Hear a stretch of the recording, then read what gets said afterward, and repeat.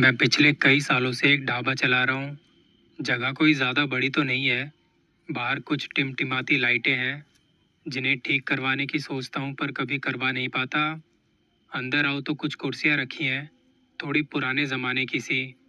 मेरे पिताजी कहते थे इन चीज़ों की अपनी एक खासियत होती है।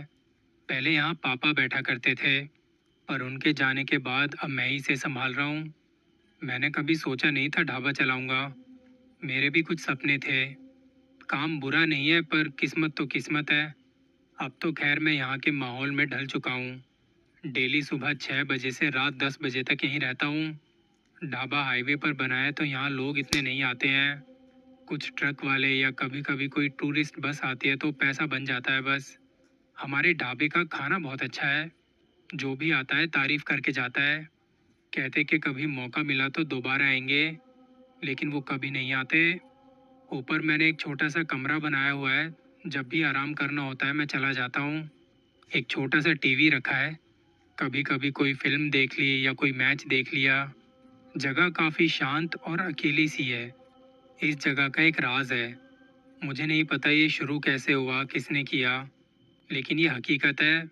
मैंने खुद कई बार देखा है। अगर यहाँ कोई आके एक कप चाय ऑर्डर करे और यहाँ की कुछ बातें माने, तो वो चाहे तो किसी ऐसे से बात कर सकता है जो इस दुनिया से जा चुके हैं। ये सुनने में बड़ा अजीब है।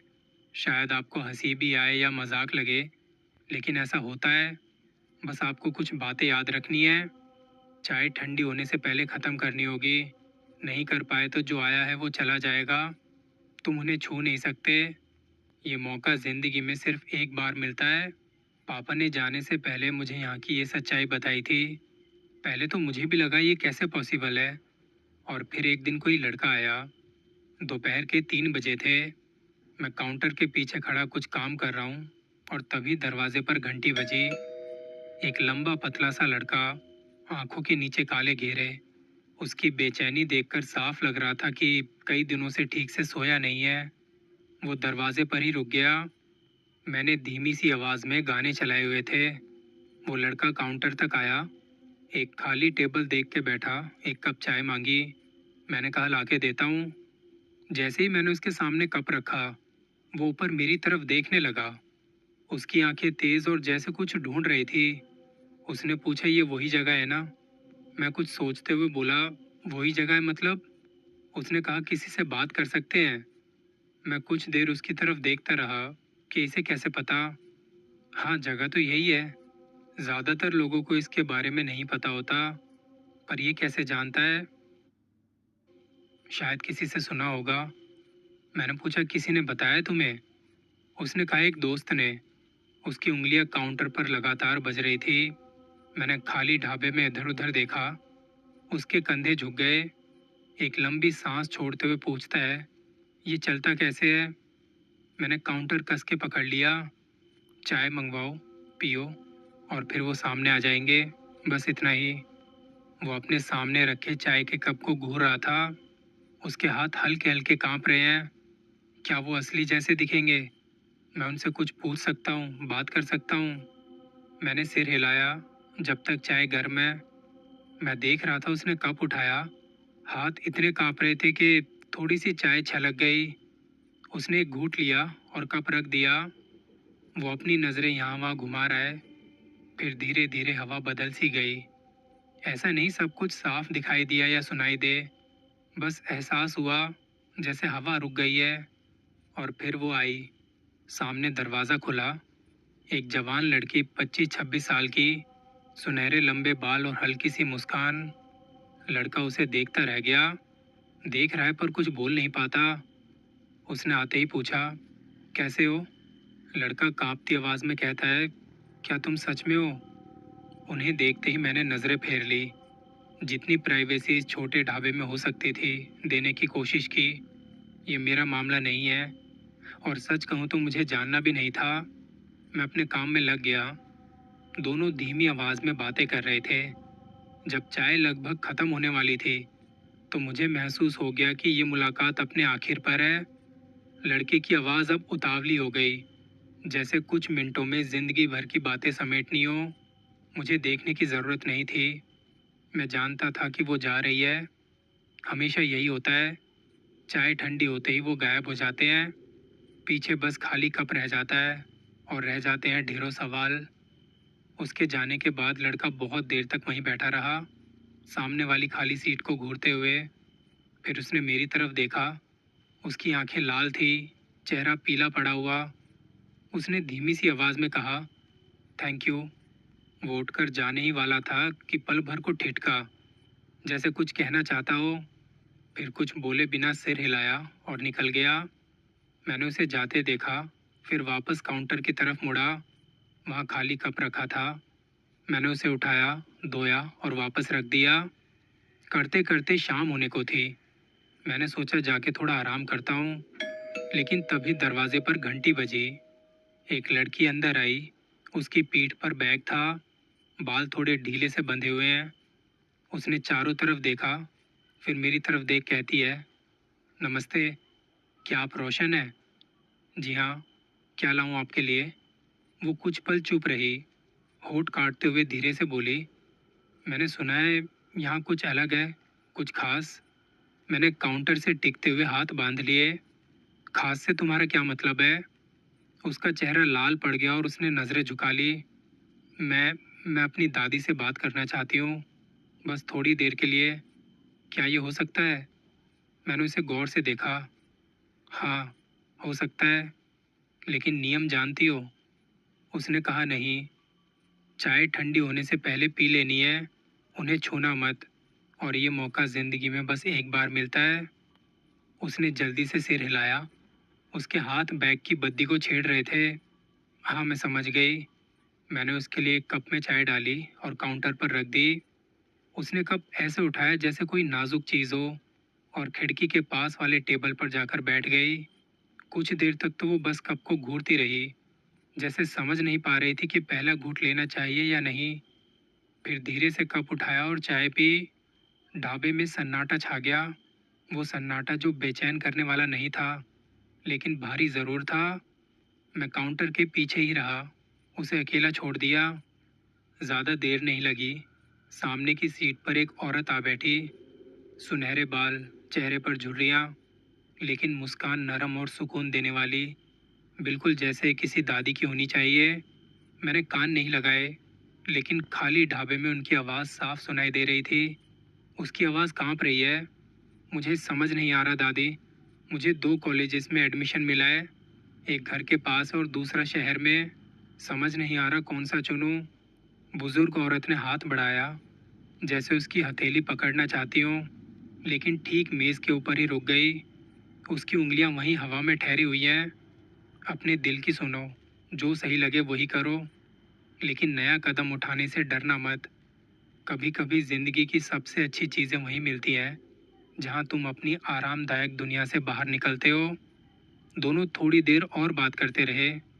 उनकी बातें धीमी थी, लेकिन उनमें इतना अपनापन और प्यार था कि सुनकर दिल भर जाता है।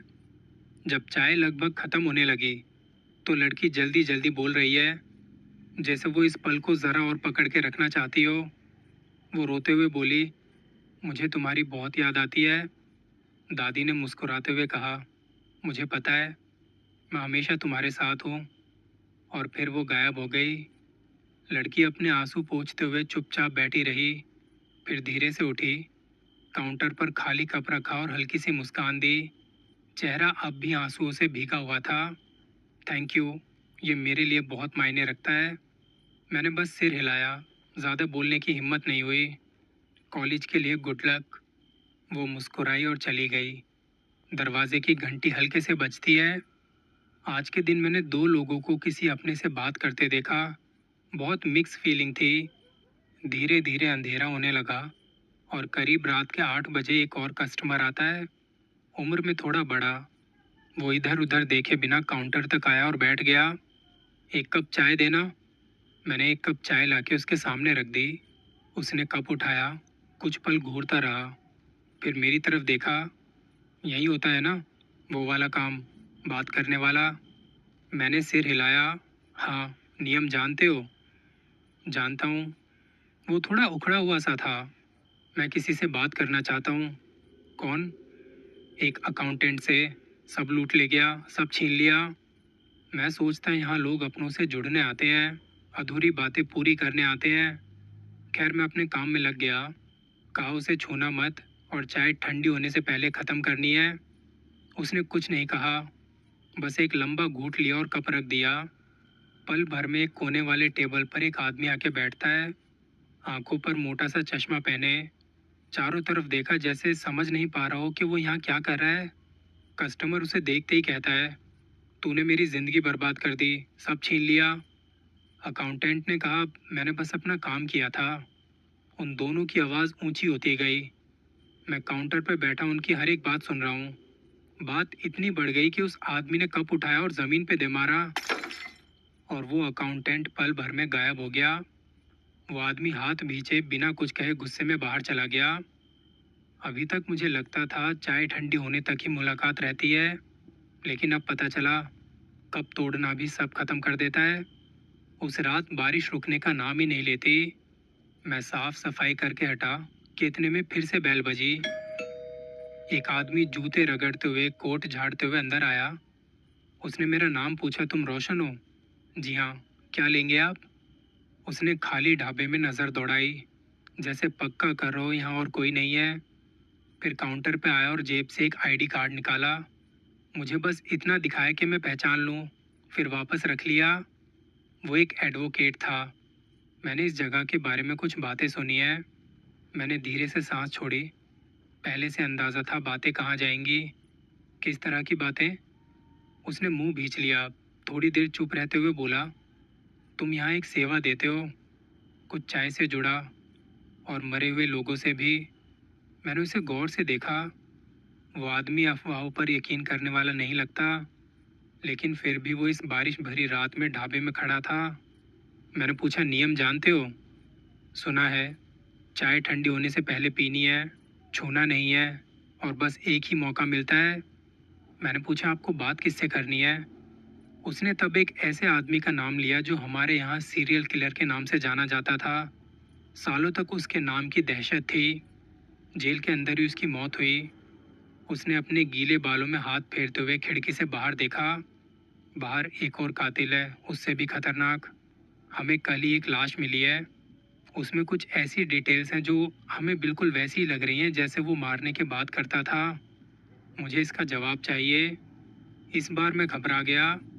वो कहता है, एक चांस भी हमारे लिए बहुत ज़रूरी है। मैं ये करना तो नहीं चाहता था, पर मैंने उस आदमी को एक कप चाय लाके दी। वो एक टेबल पर बैठा, कुछ देर उस कप को बस देखता रहा, फिर गहरी सांस लेकर पहला घूंट लिया। मैं काउंटर के पीछे से उसे देख रहा हूँ। पहले तो कुछ नहीं हुआ, फिर एकदम से हवा ठंडी पड़ने लगी और उसके सामने एक आदमी आता है। लंबा, दुबला, धसी हुई सी आंखें, जैसे आर पार देख ले। लेकिन कुछ गड़बड़ थी। वो सिर्फ असली नहीं लग रहा था, बल्कि गलत भी लग रहा था।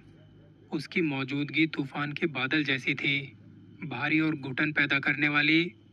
उसने आते ही पूछा, कोई जानकारी लेने आए हो? हाँ, बाहर एक कातिल खड़ा है। उसने थोड़ा सा झुक के पीछे देखा। हाँ, पर मैं तुम्हारी मदद क्यों करूं? क्योंकि अगर तुम नहीं करोगे तो लोग मरते रहेंगे। वो सामने बैठा बोला, चलो कोई तो आया टक्कर में। एडवोकेट ने गुस्से में कहा, ये कोई खेल नहीं है, जो पूछा है वो बताओ। तुम समझ ही नहीं रहे। तुम सोचते हो कि मेरे पास जवाब है। नहीं, जो भी ये कर रहा है वो मेरी नकल नहीं कर रहा, वो मुझसे भी ज़्यादा और बुरा कर रहा है। और सच कहूँ तो मुझे मज़ा आ रहा है इसमें। क्या तुम्हें लोगों की बिल्कुल परवाह नहीं?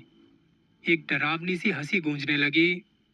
अलमारियों में रखी प्लेटें हिलने लगी, लाइट्स टिमटिमाई। मेरा दिल जोर से धड़क रहा था।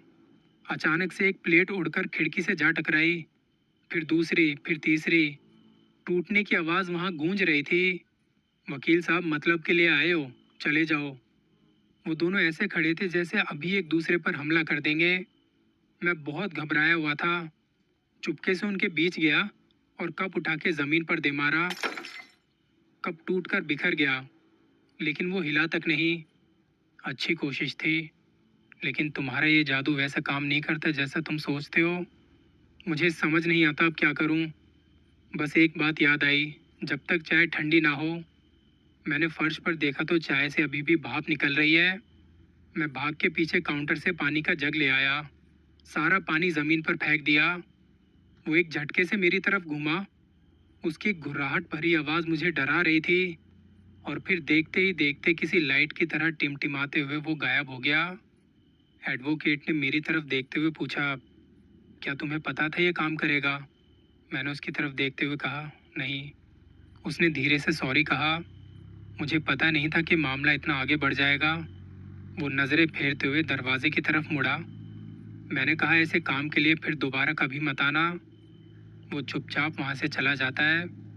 मुझे आज का दिन थोड़ा अजीब सा डराने वाला लग रहा था, क्योंकि आज यहाँ कुछ आत्माएं आई हैं और मुझे लगता है वो यहीं अटकी रह गई हैं। हर बार जब मैं चाय बनाता तो अनजाने में पीछे मुड़ के देखने लगता हूँ, जैसे मेरे पीछे कोई खड़ा है। मैं खुद को समझाता हूँ इतनी सारी बातें फॉलो की है, जैसा पापा ने बताया था वैसा ही किया। वो लोग आए थे पर चले गए हैं। इसके बाद जैसे जैसे दिन गुजरते गए, ये ढाबा संभालना मुझे पहले से भारी लगने लगा। मेरा यहाँ मन नहीं लगता था। और फिर वो रात आई जब मेरी ज़िंदगी में सब कुछ बदल गया। उस रात मैं ढाबे में ही रुका। रात 1:20। ढाबा एकदम खाली है। बाहर हल्की हल्की बारिश खिड़कियों पर टपक रही थी। मैंने सोचा एक कप चाय पीनी चाहिए। बिना सोचे समझे कप उठाया, चाय भर के काउंटर पे रख दी, कुछ काम में लग गया। और तभी धीमी सी आवाज़ आई, रोशन। आवाज़ बिल्कुल मेरे पीछे से आ रही थी, जानी पहचानी सी। धीरे से मुड़ा और नज़र चाय के कप पर। काउंटर पर मेरे पिताजी बैठे थे, जैसे पुराने दिनों में जब हम दोनों साथ काम करते थे। वो बिल्कुल वैसे ही दिख रहे हैं। हल्के सफ़ेद बाल, चेहरे पर मुस्कान लिए, उनकी पसंदीदा ब्लू शर्ट, हाथ आराम से काउंटर पर टिके थे, जैसे वो हमेशा से वहीं बैठे हों। कैसे हो बेटा? उनकी आवाज़ उतनी ही नर्म और अपनेपन से भरी हुई। मैं उन्हें घूरता रहा। पापा। उन्होंने हल्की सी मुस्कान के साथ जवाब दिया, मैं ही हूँ। मेरे पास कहने को कुछ नहीं था। दिमाग में सैकड़ों ख्याल दौड़ रहे थे, पर जबान पर कुछ नहीं आया। आखिरकार बस इतना कह पाया, मैंने मैंने आपको बुलाने का इरादा नहीं किया था। मालूम है। उन्होंने चाय की ओर इशारा करते हुए कहा, शायद यूं ही हो गया होगा। मैं कांपते हाथों से सामने वाले स्टूल पर बैठा। आप यहाँ कैसे?